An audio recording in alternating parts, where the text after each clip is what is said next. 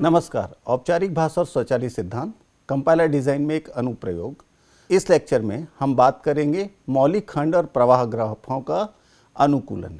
इसमें हम मौलिक खंड उसे बेसिक ब्लॉक्स भी कहते हैं और जो प्रवाह ग्राफ है उसे हम फ्लो ग्राफ कहते हैं। तो हम इसका मुख्यतः उपयोग देखेंगे कि कंपाइलर डिज़ाइन में इसका मुख्य उपयोग क्या है। तो उससे पहले देखते हैं कि इस लेक्चर का ऑब्जेक्टिव क्या है। तो मुख्यतः हम बात करने वाले हैं जो आपके जो बेसिक ब्लॉक्स है वह कैसे क्रिएट किया जाता है। अब बेसिक ब्लॉक क्रिएट करने के बाद फिर हम देखेंगे कि उसमें उस बेसिक ब्लॉक का उपयोग फ्लो ग्राफ के निर्माण में किस तरीके से किया जाता है। और जब आपका फ्लो ग्राफ निर्माण हो जाता है तो आपके इंटरमीडिएट कोड को ऑप्टिमाइज करने के लिए उस फ्लो ग्राफ में किस तरीके से परिवर्तन किया जाता है ताकि आपके इंटरमीडिएट कोड का ऑप्टिमाइजेशन हो सके। तो मुख्यतः हम इसमें बात करेंगे कि basic block creations, flow graph creations और उसके बाद जो उसमें हम जो ऑप्टिमाइजेशन टेक्निक अप्लाई करते हैं उसके बारे में। मैं एक बात और बता दूं कि जब हम कोई प्रोग्राम लिखते हैं तो प्रोग्राम लिखते टाइम अगर कोई प्रोग्राम है तो उसमें 3 जगह पे आप ऑप्टिमाइजेशन अप्लाई कर सकते हैं। एक, प्रोग्राम लिखते टाइम जो प्रोग्रामर है वह उचित स्टेटमेंट का उपयोग करते हुए ऑप्टिमाइज कर दे।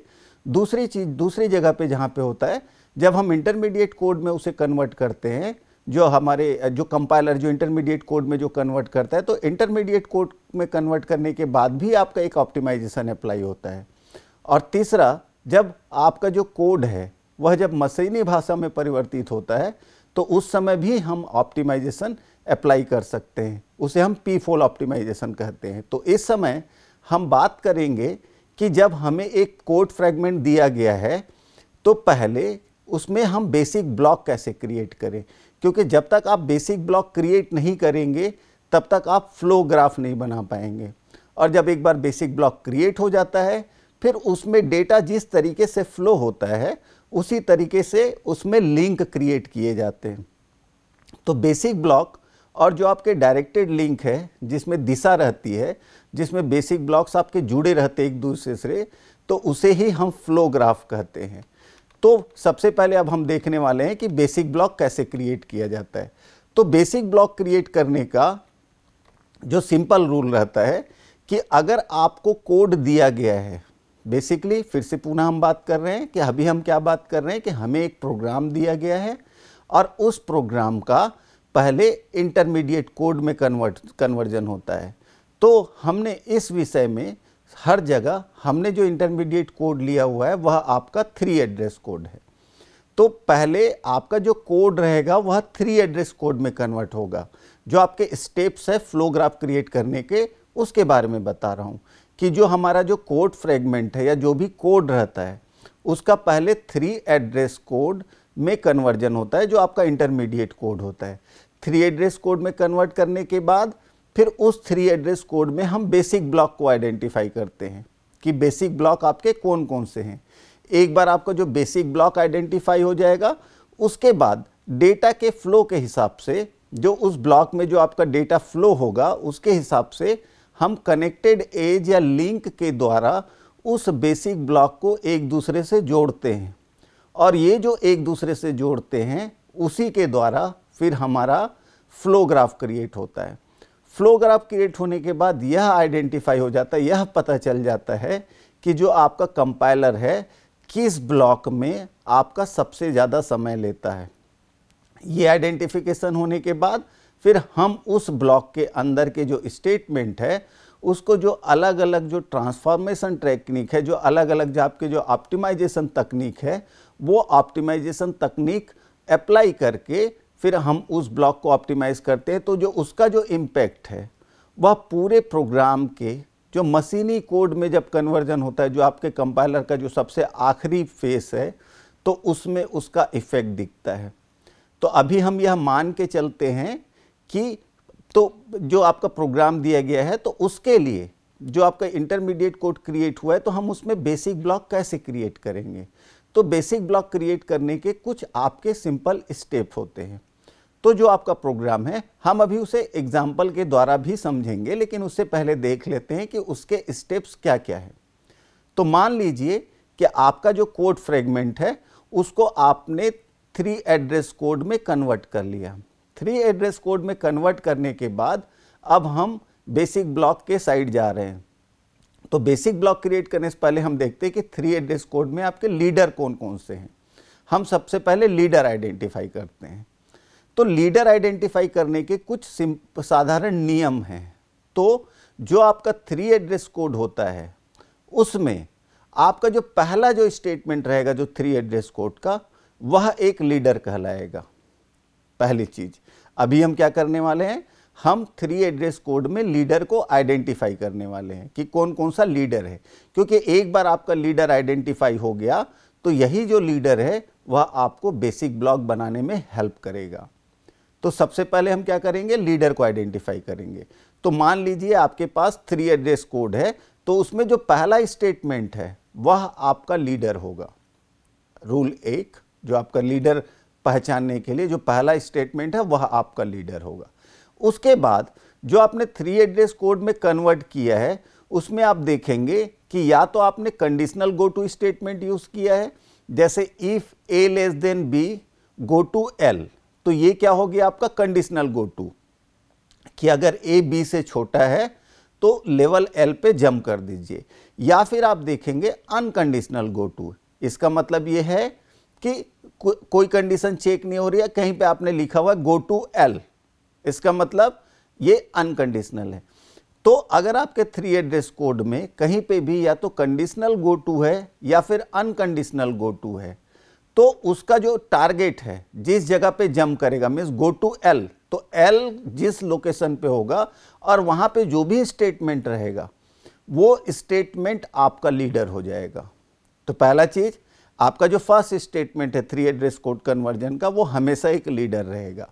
दूसरे आपके या तो कंडीशनल गो टू हो या फिर अनकंडीशनल गो टू हो, दोनों ही स्थिति में उस एल पे, उस लोकेशन पे जहां पे ये जंपिंग हो रही, उस लोकेशन पे जो भी स्टेटमेंट आपका लिखा रहेगा वो स्टेटमेंट भी आपका लीडर हो जाएगा।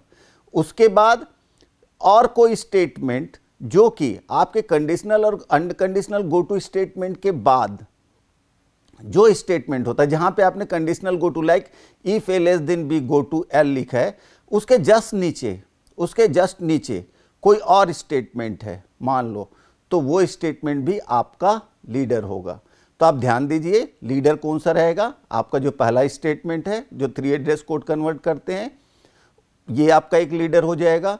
दूसरा वो टारगेट लोकेशन पे जो स्टेटमेंट है जहां पे गो टू एल, यहाँ पे एल जो है एक लेवल को बता रहा है, तो उस लेवल पे जो भी स्टेटमेंट रहेगा चाहे वो कंडीशनल गो टू रहे या अनकंडीशनल गो टू, वो आपका लीडर होगा। और तीसरा ये जो स्टेटमेंट जहां पे लिखा है चाहे कंडीशनल गो टू या अनकंडीशनल गो टू, उसके जस्ट नीचे जो स्टेटमेंट आपका लिखा रहेगा वह एक लीडर होगा।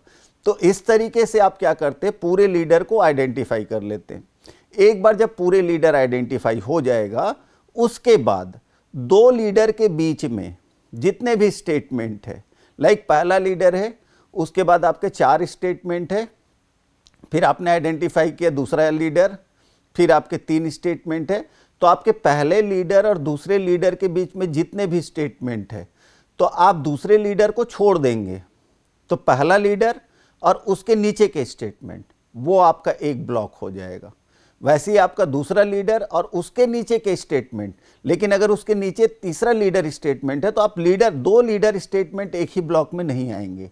आपको यह विशेष ध्यान रखना है। मीन्स आप लीडर से स्टार्ट करेंगे, उसके नीचे जितने भी स्टेटमेंट रहेंगे उसे इंक्लूड करेंगे ब्लॉक में, लेकिन जैसे ही अगला लीडर आएगा तो वो जो अगला लीडर आएगा वो आपके अगले ब्लॉक का पहला स्टेटमेंट होगा। 2 लीडर आपके एक ही ब्लॉक में नहीं रहेंगे। तो इस तरीके से आपका क्या हो जाएगा, बेसिक ब्लॉक क्रिएट हो जाएगा। एक बार बेसिक ब्लॉक क्रिएट होने के बाद फिर आप पुनः उस प्रोग्राम को आप एनालिसिस करें, और एनालिसिस करने के बाद देखेंगे कि जो अलग अलग वेरिएबल्स आपने लिया है, जो अलग अलग कंडीशन जो चेक हो रहे हैं, उसके हिसाब से एग्जीक्यूशन का सीक्वेंस क्या है, आपके प्रोग्राम के संपादन का सीक्वेंस क्या है, तो उसके हिसाब से आप डायरेक्टेड एजेस लिंक क्रिएट करते हैं जो एक ब्लॉक से दूसरे ब्लॉक को जोड़ता है। तो इस तरीके से जो फाइनल फिगर आपका क्रिएट होता है वही आपका फ्लो ग्राफ कहलाता है, वही आपका फ्लो ग्राफ होता है। तो ये जो हमने जो चर्चा किया, अभी हम उसे एक उदाहरण के द्वारा हम समझने की कोशिश करेंगे। तो आप देखिए, यह एक पास्कल के तरीके का एक फॉर्मेट है, एक स्टेटमेंट है, एक कोड फ्रेगमेंट है, एक प्रोग्राम का छोटा सा हिस्सा है। तो यहाँ पे आप देख सकते हैं कि आपका एक बिगिन स्टार्ट हो रहा है, उसके बाद दो वेरिएबल आपके डिक्लेयर हुए हैं, एक प्रोड इज इक्वल टू 0 और एक आई इज इक्वल टू 1।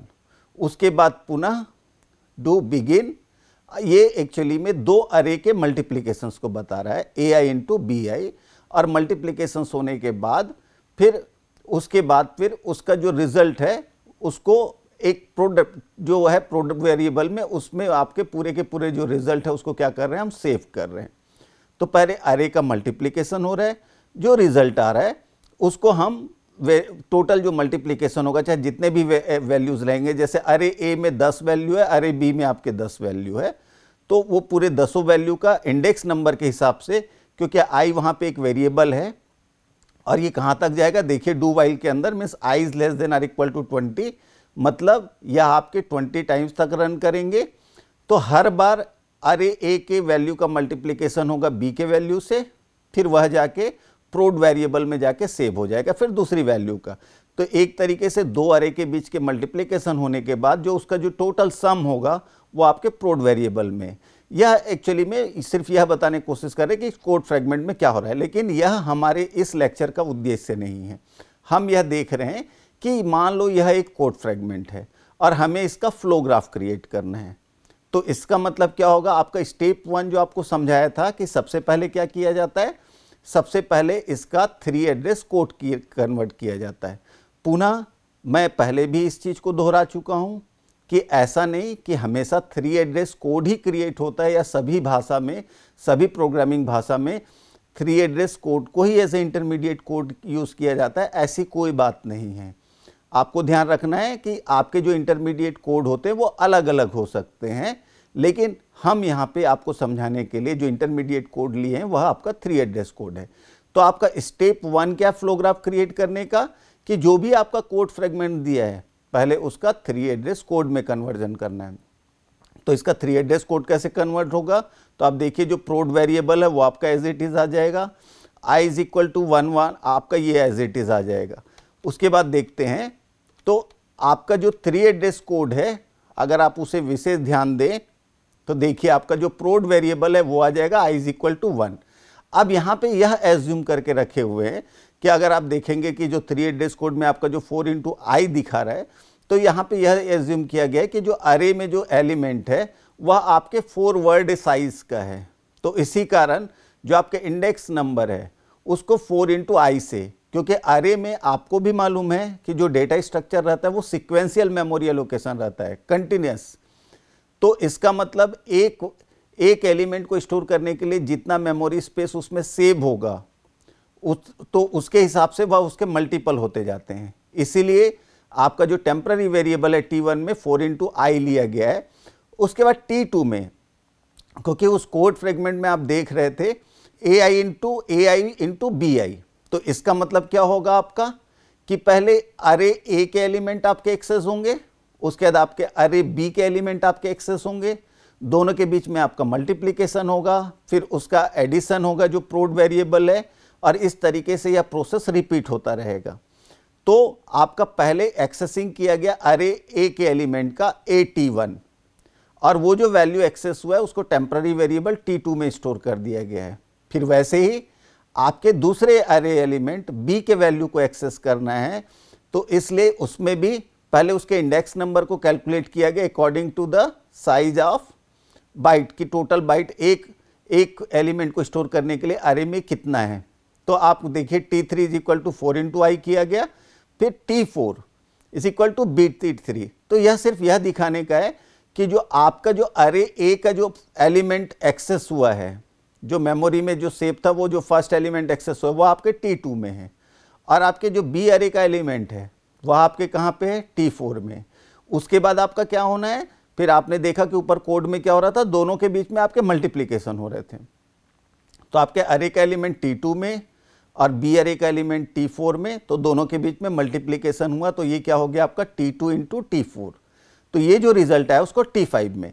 फिर आपने ऊपर कोड देखा है, जो रिजल्ट है A into AI into BI, फिर प्लस है प्रोड एक आपका वेरिएबल है, तो जो T5 की जो वैल्यूज है उसको कहाँ पे सेव कर दिया गया, मतलब प्रोड के साथ उसको ऐड कर दिया गया, और जो रिजल्ट आया है उसको T6 में स्टोर किया गया। उसके बाद पुनः आप देखेंगे, फिर आपने लिखा है prod is equal to prod plus AI into BI। तो इसका मतलब क्या हो गया, ये जो प्रोड प्लस AI इंटू BI है, वो जो रिजल्ट है वो कहाँ तक आ गया आपके T6 में। अब उसको वापस से उसकी कॉपी भेजना है प्रोड में, तो आपने लिखा प्रोड इज इक्वल टू T6। फिर आप देखेंगे कि आपके जो I का जो वैल्यू है, जो फर्स्ट इंडेक्स वैल्यू है, उसका इंक्रीमेंट हो रहा है I प्लस, तो इसलिए फिर एक टेम्पररी वेरिएबल T7 क्रिएट किया गया और वहाँ पे I प्लस 1, तो T7 बराबर I प्लस 1। अब पुनः आप देखेंगे कि वहाँ पे लिखा हुआ I बराबर I प्लस 1, तो I प्लस 1 को तो आपने T7 में सेव कर दिया, तो वापस से फिर वो T7 के वैल्यू को जो कॉपी है वो आपके I में। फिर आपका जो नीचे स्टेटमेंट लिखा हुआ है कि while I is less than or equal to 20, तो आपका जो I है वह अब जो I की जो करेंट वैल्यू है उसे आप चेक करते हैं, और चेक करने के बाद देखते हैं कि I is less than or equal to 20। अगर ये कंडीशन ट्रू है कि I की जो वैल्यू है वह अगर लेस है या बराबर है 20 से, तो पुनः अब अरे के जो दूसरा एलिमेंट है, मीन्स ए का सेकंड एलिमेंट, अरे ए का सेकंड एलिमेंट और अरे बी का सेकंड एलिमेंट, वह दोनों एक्सेस होंगे, फिर से आपका मल्टीप्लाई होगा और जो प्रीवियस वैल्यू है उसके साथ उसका एडिशन हो जाएगा, और फिर आपके प्रोड में जाके सेव हो जाएंगे। फिर से आई आपका इंक्रीमेंट होगा, फिर से आई की वैल्यू चेक होगी कि I is less than or equal to 20 और नॉट। तो इस तरीके से यह प्रोसेस रिपीट होते रहेगा, और रिपीट होने के बाद फिर क्या होगा, आपका वहाँ से एग्जिट कर जाएगा। तो ये जो हमने देखा यह आपका 3 एड्रेस कोड कन्वर्जन है। तो सबसे पहले जो आपको कोड दिया जाता है उसका क्या करना है, आपको उसका 3 एड्रेस कोड कन्वर्जन करना है। तो आप ये जो स्टेटमेंट देख रहे हैं कि आपका जो फर्स्ट स्टेटमेंट है प्रोड इज इक्वल टू 0, फिर दूसरा statement I is equal to 1, तो ऐसे आप सिर्फ यह आपको समझाने के लिए एक तरीके से जो आपके जो 3 एड्रेस स्टेटमेंट आए हैं उसमें आपका अलग अलग नंबर दे दिया गया है, जैसे एक तरीके से यह आपका इंडेक्स नंबर है। तो हमने बताया था कि फ्लो ग्राफ क्रिएट करने से पहले कि सबसे पहले जो आपको कोड दिया जाएगा, जो कोड दिया जाएगा, जो कोड फ्रेगमेंट दिया जाएगा उसको एनालिसिस करेंगे। एनालिसिस करने के बाद फिर उसका हम क्या करेंगे, 3 एड्रेस कोड क्रिएट करेंगे।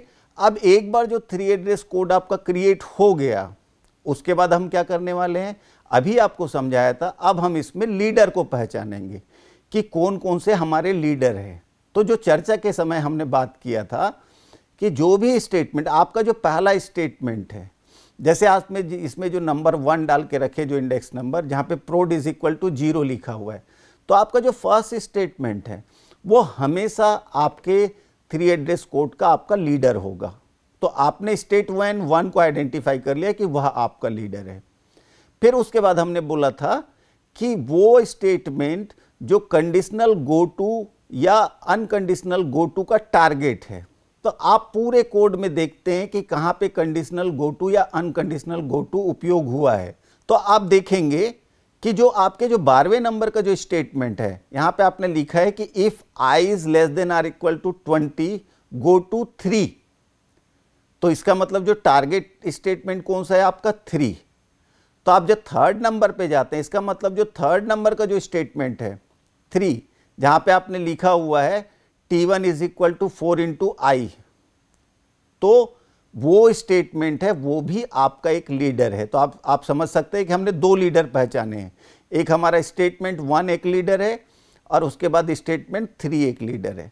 फिर आपका जो रूल 3 है, जो हमने लिखा था कि कंडीशनल या अनकंडीशनल गो टू स्टेटमेंट के जस्ट बाद में अगर कोई और स्टेटमेंट है, जैसे ये 12वां के बाद अगर मान लो 13वां नंबर का स्टेटमेंट होता, 13 नंबर का स्टेटमेंट होता, तो जो 13 नंबर का स्टेटमेंट है वह भी आपका एक लीडर होता।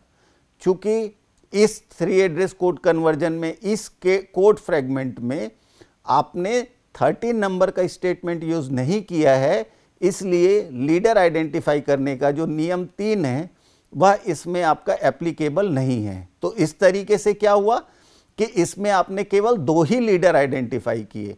एक आपका स्टेटमेंट 1 एक लीडर हो गया और उसके बाद फिर आपका स्टेटमेंट 3 एक लीडर हो गया।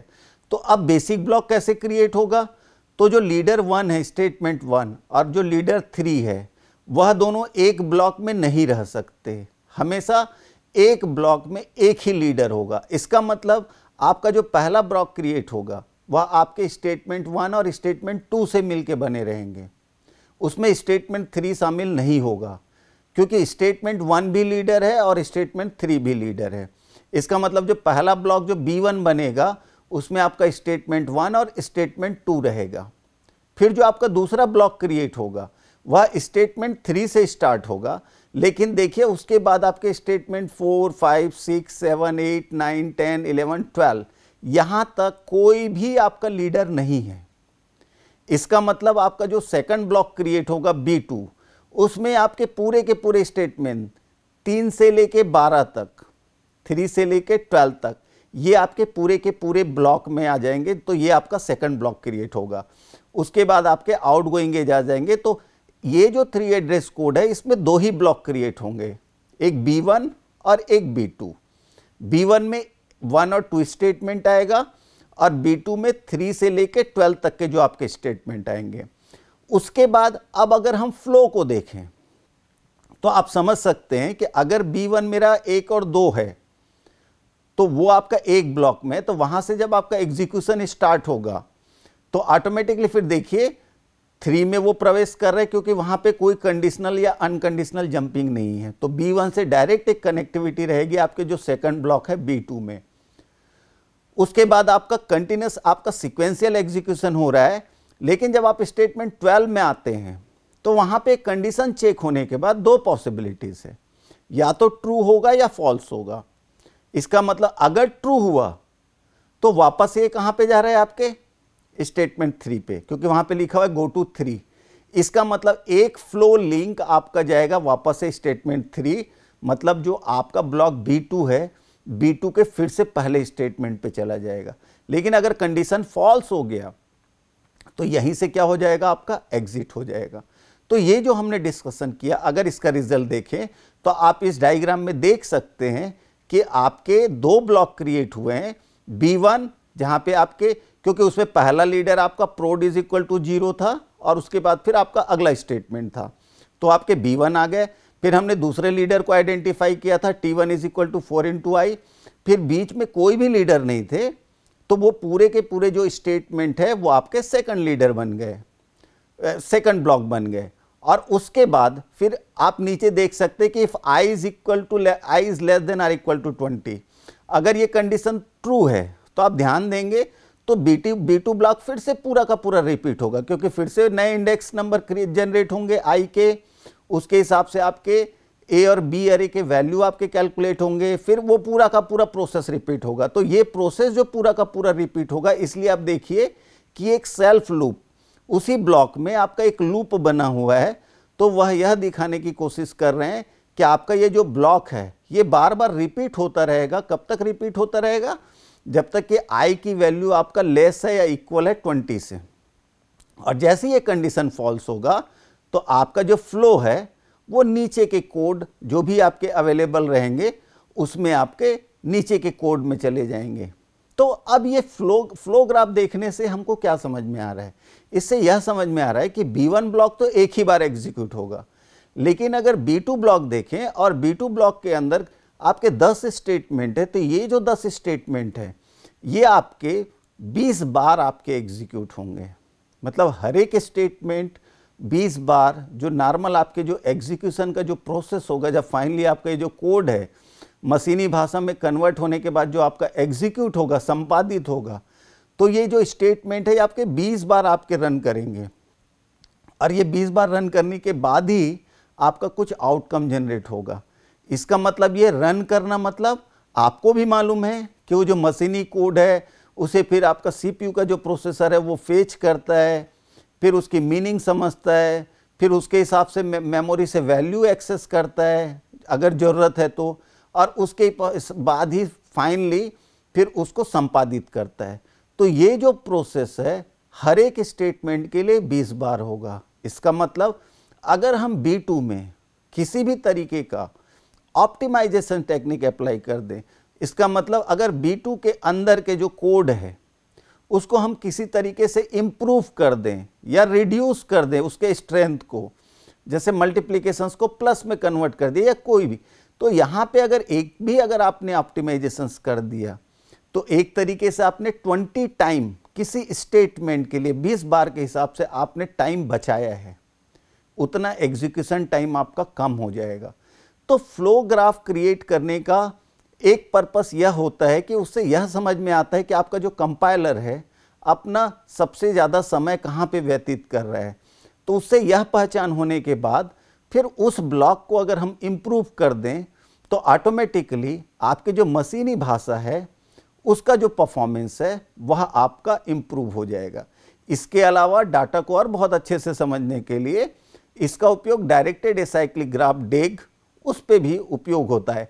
लेकिन अब हम बात करते हैं कि बेसिक ब्लॉक में किस तरीके से आप इम्प्रूवमेंट कर सकते हैं। तो अगर हम उस पे ध्यान दें तो आप अलग अलग टेक्निक अप्लाई कर सकते हैं। जैसे एक तरीका है कॉमन सब एक्सप्रेशन एलिमिनेशंस। अगर आप पुनः उस ब्लॉक को देखें तो आप देखेंगे यहाँ पे जो आपका T1 है वह भी 4 इंटू आई कर रहा है, और जो आपका T4 है वहाँ पे भी आपका 4 इंटू आई हो रहा है। तो दो बार, एक तो मल्टीप्लिकेशन ऐसे भी आपका कॉस्ट ज़्यादा कॉस्ट लेता है एडिशन के तुलना में। तो इसका मतलब आप 2 बार 4 इंटू आई करने की क्या ज़रूरत है। अगर T1 is equal to 4 into I, एक बार आपका अगर मल्टीप्लिकेशन हो रहा है तो जो आपका जो अगला जो B के वैल्यू के लिए जो इंडेक्स नंबर यूज़ हो रहा है T3, तो आप T3 में वो वैल्यू को डायरेक्टली कॉपी कर सकते हैं। तो जो कॉपी है वो आपका कम टाइम लेगा एज कंपेरिजन टू मल्टीप्लिकेशंस के। तो इस तरीके से जो आप एक इम्प्रूवमेंट करते हैं कि कॉमन सब एक्सप्रेशंस एलिमिनेशंस, हम उसे बोलते हैं कि जो कॉमन सब एक्सप्रेशंस है जो अलग अलग जगह पे है उसे आप हटा दीजिए। आप एक ही सब एक्सप्रेशंस को इवेलुएट कीजिए और बाकी जगह उसकी आप क्या कर सकते हैं, कॉपी कर सकते हैं।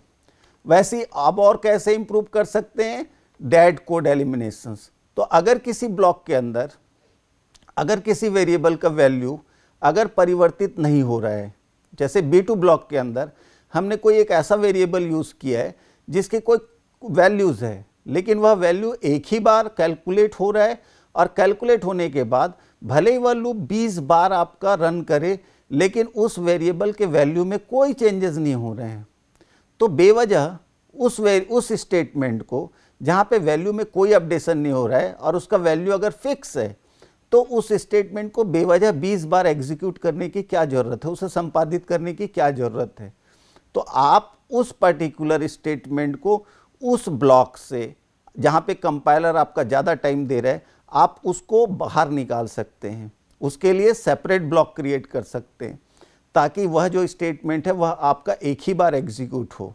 तो इस तरीके से आपका जो कोड है वह पुनः आपका इम्प्रूव हो जाएगा।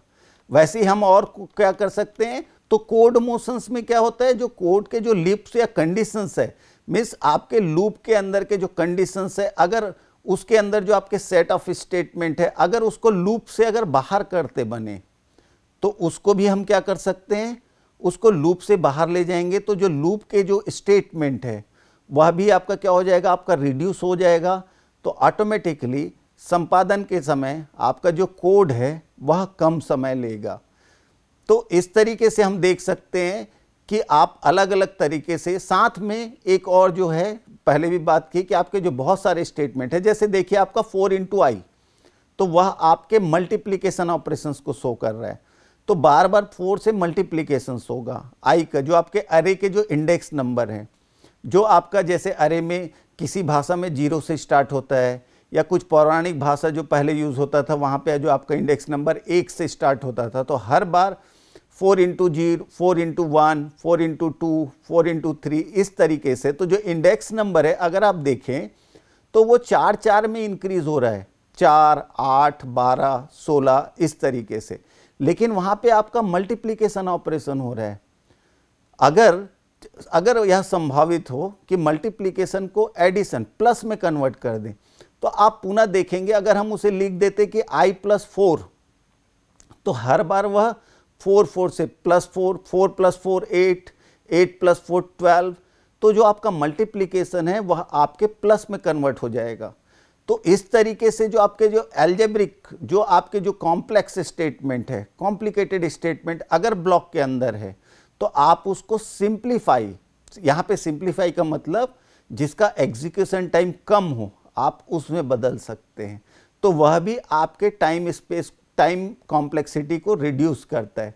वैसे कभी कभी अगर आप गौर करें, अभी तो हमने छोटे सा कोड फ्रेगमेंट लिया हुआ था, जब आपके कोड के साइज बहुत बड़ा होता है तो कभी कभी जब हम उसे 3 एड्रेस कोड में कन्वर्ट करते हैं तो उस टाइम आपके कुछ इस तरीके से स्टेटमेंट आ जाते हैं, जैसे x + 0 या x × 1, अगर कुछ इस तरीके के स्टेटमेंट आ जाते हैं और अगर वो किसी रिपीटेटिव ब्लॉक के अंदर है तो आप उसको रिमूव कर सकते हैं। वैसे अगर और देखें कि जैसे अगर आप कहीं पे पावर फंक्शन लिखा हुआ है y², तो अगर नॉर्मल अगर आपको किसी भाषा का अगर जानकारी है जैसे सी वगैरह में, तो देखिए उस पावर फंक्शंस को एग्जीक्यूट करने के लिए उसके लिए अलग से हेडर फाइल होता है। आपको उस हेडर फाइल के अंदर के फंक्शंस को कॉल करना रहता है। तो आपका जो कॉम्प्लेक्सिटी है आपके प्रोग्राम का वह बढ़ जाता है। तो अगर वह पावर है तो आप उसे सिंपल मल्टीप्लिकेशन में कन्वर्ट कर दीजिए। अगर y² 2 है तो आप उसे लिख सकते हैं y × y। अगर y² 3 है तो आप लिख सकते हैं y × y × y।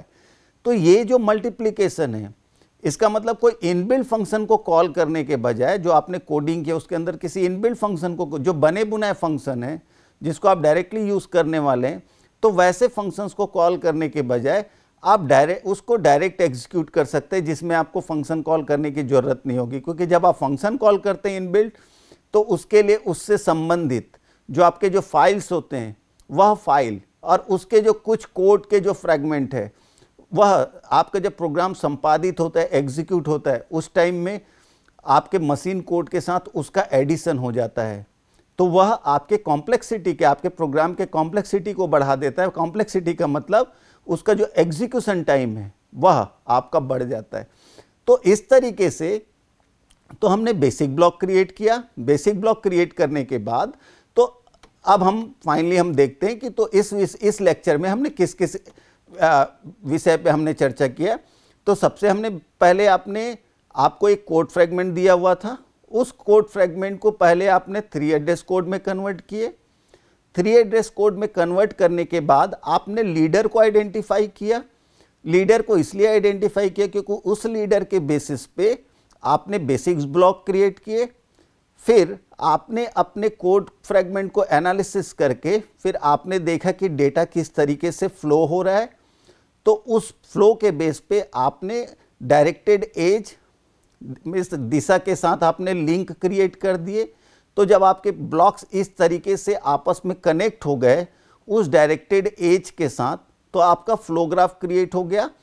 Flow graph create होने के बाद आपको यह समझ में आ जाता है कि कंपाइलर संपादन के समय किस पर्टिकुलर ब्लॉक में ज़्यादा टाइम देगा, उसको लगातार एग्जीक्यूट करेगा। फिर आपने कुछ मेथड्स पे हमने देखा कि हम उस ब्लॉक के अंदर किस तरीके से ऑप्टिमाइजेशन टेक्निक अप्लाई कर सकते हैं, ताकि आपका जो फाइनल जो आपकी जो मशीनी भाषा है, क्योंकि यह कंपाइलर का टास्क है कि मशीनी भाषा में कन्वर्ट करना, तो फाइनल जो आपका मशीनी भाषा है वह ऑप्टिमाइज फॉर्मेट में रहे। इसका मतलब जब उसका एग्जीक्यूशन कम हो तो वह कम से कम समय ले। तो इस लेक्चर में हमने इसी विषय पे चर्चा किया। धन्यवाद।